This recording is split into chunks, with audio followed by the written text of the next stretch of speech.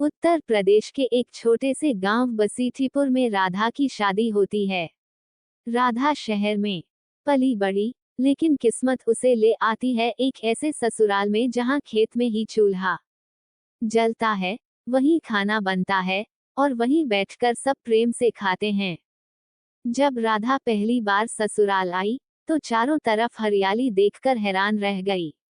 नीम के पेड़, आम का बाग और खेतों के बीच बसा वो घर, जहां न तो गैस सिलेंडर था, न ही मिक्सर ग्राइंडर। हर चीज देसी और मिट्टी से जुड़ी। सासू माँ कमला देवी ने कहा, ग्रेटर देन बहू, हमारे यहाँ रसोई खेत में बनती है।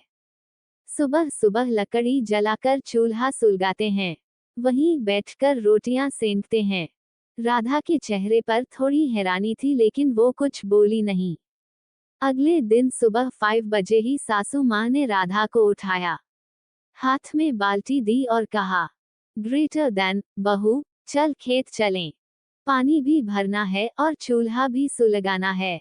राधा ने साड़ी के पल्लू को ठीक किया और सास के साथ खेत चल दी। खेत के कोने में एक पक्की सी चबूतरे जैसी जगह थी, जहां एक मिट्टी का चूल्हा बना था। पास ही लकड़ियों का ढेर और एक हैंडपंप। राधा ने जैसे तैसे चूल्हा जलाया। धुएं से उसकी आंखें भर आईं, पर सासू माँ बोली, ग्रेटर देन, अरे धीरे धीरे आदत हो जाएगी, यही तो असली स्वाद है खेत के खाने का। उस दिन राधा ने पहली बार चूल्हे पर खाना बनाया, अरहर की दाल, भिंडी की सब्जी और बाजरे की रोटियां। खेत में बैठकर परिवार के सभी सदस्य जब पत्तल पर खाना खाने बैठे तो राधा को एक अलग ही सुकून मिला।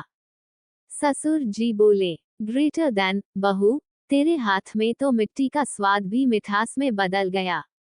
देवर ने हंसते हुए कहा, ग्रेटर देन भाभी, अब तो रोज खेत वाली रसोई ही चाहिए। Dash dash dash.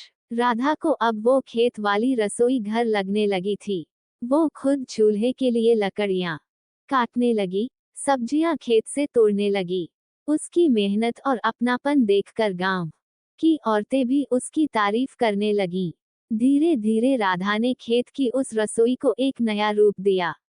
उसने मिट्टी से बने स्टोव लगाए, दीवारों पर लिपाई की और आसपास तुलसी, मोगरा के पौधे लगाए। वो अब खेत में खाना बनाकर सोशल मीडिया पर वीडियो भी डालने लगी। Dash dash dash. राधा की खेत वाली रसोई इतनी प्रसिद्ध हो गई कि एक दिन एक लोकल चैनल उसका इंटरव्यू लेने आ गया। रिपोर्टर ने पूछा, ग्रेटर देन, शहर की लड़की होकर खेत में खाना बनाना आसान था? राधा मुस्कुराई और बोली, ग्रेटर देन, जहां प्रेम और अपनापन हो, वहां हर रसोई मंदिर लगती है। खेत में बना खाना सिर्फ पेट नहीं, आत्मा को तृप्त करता है।